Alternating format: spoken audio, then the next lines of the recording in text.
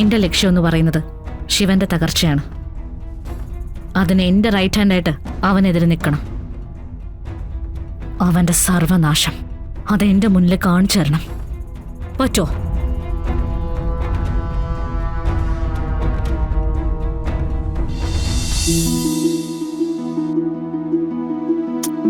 എന്താടി? അയ്യോ അയ്യോ, എന്റെ അമ്മ.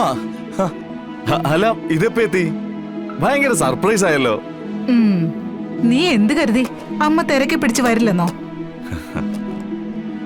അല്ല, എന്നാലും ഭയങ്കര സർപ്രൈസ് ആയിപ്പോയല്ലോ. ദാ ചായ കുടിക്ക്. അല്ല, വെറുതെ അമ്മ വരില്ലല്ലോ. അതെ, ഇന്നത്തെ പ്രത്യേകത എന്താണെന്നറിയോ?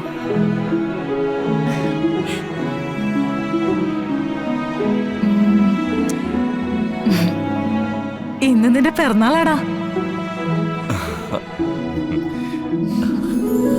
നിന്റെ പിറന്നാളല്ലേ? പിന്നെ അമ്മയ്ക്ക് അവിടെ ഇരുന്നാ ഇരിക്കപ്പുറത്ത് കിട്ടോ? എത്ര പറഞ്ഞാലും അമ്പലത്തിൽ പോവില്ല. അങ്ങനെയുള്ള കാര്യങ്ങളൊക്കെ ചെയ്യാൻ ഇവന് വലിയ മടിയാ. ആരെങ്കിലും ഉന്തിത്തള്ളി വിട്ടാ പോവും. ഇവിടെ പിന്നെ ആര് വിടാനാ? ദേ, ഞാൻ പറയുമ്പോഴാ ഇവള് പോലും അറിയുന്നത് ഇന്ന ഇവന്റെ പിറന്നാളെന്ന്. അത് പിന്നെ അതൊന്നും നോക്കാനോ ചിന്തിക്കാനോ പറ്റിയ സന്ദർഭങ്ങളല്ലായിരുന്നു അമ്മ ഇവിടെ. ഞാനെല്ലാം അറിഞ്ഞു. എന്നാലും നീ ഇങ്ങനെ കേസും കൂട്ടമായി നടന്നാ ഇവളിവിടെ ഒറ്റപ്പെട്ടു പോകില്ലേ മോനെ? അതെല്ലാം ആ ഡെയ്സി ഉണ്ടാക്കിയ പ്രശ്നങ്ങളാമ്മേ. എനിക്കറിയാം എന്റെ മോൻ ഒരു തെറ്റും ചെയ്യില്ലെന്ന്. ദേ, പിന്നെ ആ പെണ്ണിനെ നീ സൂക്ഷിക്കണം. അവളുടെ ഉള്ളിൽ ചതിയും വഞ്ചനയുണ്ട്. അതെല്ലാം അറിഞ്ഞു തന്നെ ഞാൻ മുന്നോട്ട് പോകുന്നത്. അല്ല, അമ്മ ഉടനെ പോവോ? ഇന്ന് പിറന്നാൾ സദ്യയൊക്കെ ഒരുക്കി നമ്മളെല്ലാരും ഒരുമിച്ചിരുന്ന് ഭക്ഷണം കഴിച്ചിട്ടേ ഞാൻ പോകുന്നുള്ളൂ. ദേ, അതുകൊണ്ട് ഇന്ന് എവിടെ പോയാലും ശരി, ഉച്ചയ്ക്ക് ഇവിടെ വന്ന് നമ്മൾ എല്ലാരും കൂടി ഇരുന്ന് സദ്യ കഴിക്കും. പോരെ? അത് മതി.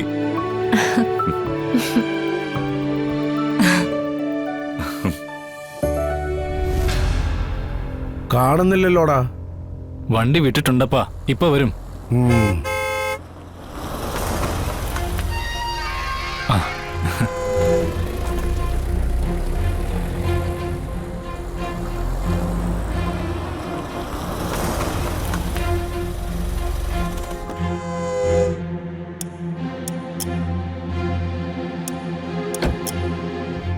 ഈശോമിശിഹായ്ക്ക് സ്തുതിയായിരിക്കട്ടെ അച്ചോ. ഇപ്പോഴും എപ്പോഴും സ്തുതിയായിരിക്കട്ടെ. എല്ലാരും വന്നിട്ടുണ്ടോ? അതൊക്കെ ഇനിയുള്ള ചടങ്ങുകൾക്ക് വിളിക്കാമല്ലോ. ഇപ്പോ അച്ഛൻ കുട്ടിയുടെ മനസ്സൊന്നറിയണം. നടക്കാൻ പോകുന്ന കാര്യത്തിന് വേണ്ടി മനസ്സറിഞ്ഞൊന്ന് പ്രാർത്ഥിക്കണം.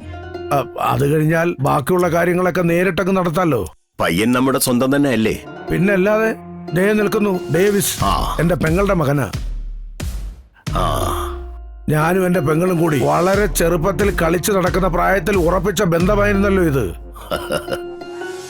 അച്ഛൻ വരൂ, നമുക്ക് അകത്തേക്ക് ഇരിക്കാം. ശരി പാവനെ.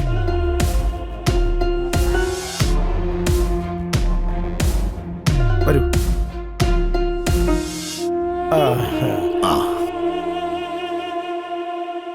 എടി എൽസമ്മോ, ദാ അച്ഛൻ വന്നു. കുടിക്കാൻ എന്തെങ്കിലും എടുത്തോ? ദാ വന്നു കഴിഞ്ഞു. ഇതിലൊരു ജ്യൂസ് എടുത്ത് അച്ഛൻ കൊടുക്കുമോളെ.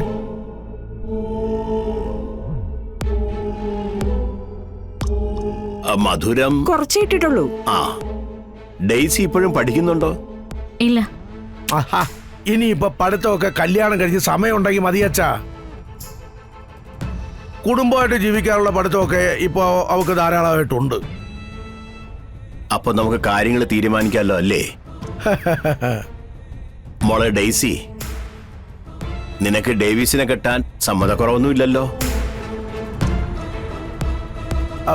ഒരു സമ്മതക്കുറവും ഇല്ല അച്ഛാ. അവളോട് ചോദിച്ചിട്ടല്ലേ ഞാനിതൊക്കെ ഉറപ്പിച്ചതേ. അത് ഡെയ്സി പറയട്ടെ യോഹന്നാനെ. അത് ചോദിച്ചറിയാനാണല്ലോ എന്നെ ഇങ്ങോട്ട് വിളിപ്പിച്ചിരിക്കുന്നത്. അച്ഛോ, ഞാൻ ഒരു കാര്യം ഡേവിസിനോടൊന്ന് ചോദിച്ചോട്ടെ?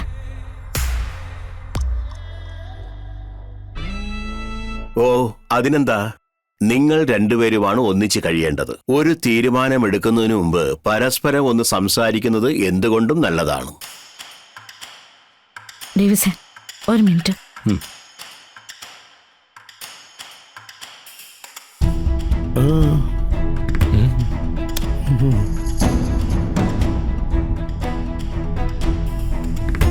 ഞാൻ ഈ കല്യാണത്തിന് സമ്മതിച്ചത് തന്നെ ചില ലക്ഷ്യങ്ങൾ മനസ്സിൽ കണ്ടിട്ടാണ്. കാര്യങ്ങളെല്ലാം ഡേവിസിനും അറിയാമെന്നല്ലേ? ഡേസി കാര്യം പറഞ്ഞോളൂ. ഞാൻ ഈ കല്യാണത്തിന് സമ്മതിക്കാം, പക്ഷേ എനിക്കൊരു ഡിമാൻഡുണ്ട്. അത് ഡേവിസ് എനിക്ക് സാധിച്ചു തരണം. എന്നെ കൊണ്ട് കഴിയാവുന്നതാണെങ്കിൽ ഞാൻ സാധിച്ചു തന്നിരിക്കും. എന്റെ ലക്ഷ്യം എന്ന് പറയുന്നത് ശിവന്റെ തകർച്ചയാണ്.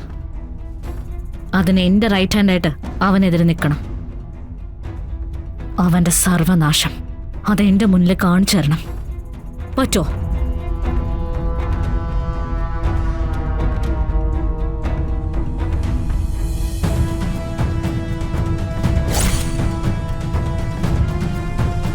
ഞാനുണ്ടാവും കൂടെ, എന്തിനും.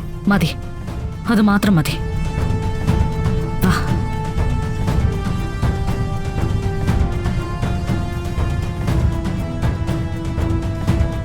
സമ്മതാണോ അച്ചോ? ഡേവിസിനെ കെട്ടാൻ എനിക്ക് സമ്മതമാണ്. എന്റെ കർത്താവേ, അവസാന നിമിഷം നീ എന്നെ ഒന്ന് പേടിപ്പിച്ചു കളഞ്ഞു. നല്ല രീതിയിൽ തന്നെ നീ ഇത് അവസാനിപ്പിച്ചു തന്നല്ലോ. ഇത്രയും പെട്ടെന്ന് ഇതൊക്കെ നടത്തിയാ മതിയച്ചോ? അങ്ങനെ എടുത്തോ പിടിച്ചോ എന്ന് പറഞ്ഞ് നടത്താൻ പറ്റുമോ യോഹന്നാനെ? കുടുംബക്കാർ രണ്ടുപേരും വരണം, മനസ്സമ്മതം നടത്തണം, പിന്നെ 3 വട്ടം വിളിച്ചു ചൊല്ലൽ നടത്തണം. അതിനുശേഷമല്ലേ വിവാഹത്തെക്കുറിച്ച് ചിന്തിക്കാൻ പറ്റൂ. എന്തായാലും ഇതൊന്നും നടത്തിയില്ലേലും കല്യാണം നടത്താൻ ഞാൻ റെഡിയാ.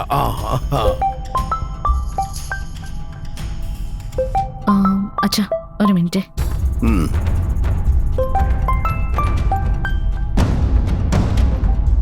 ആരാടാ?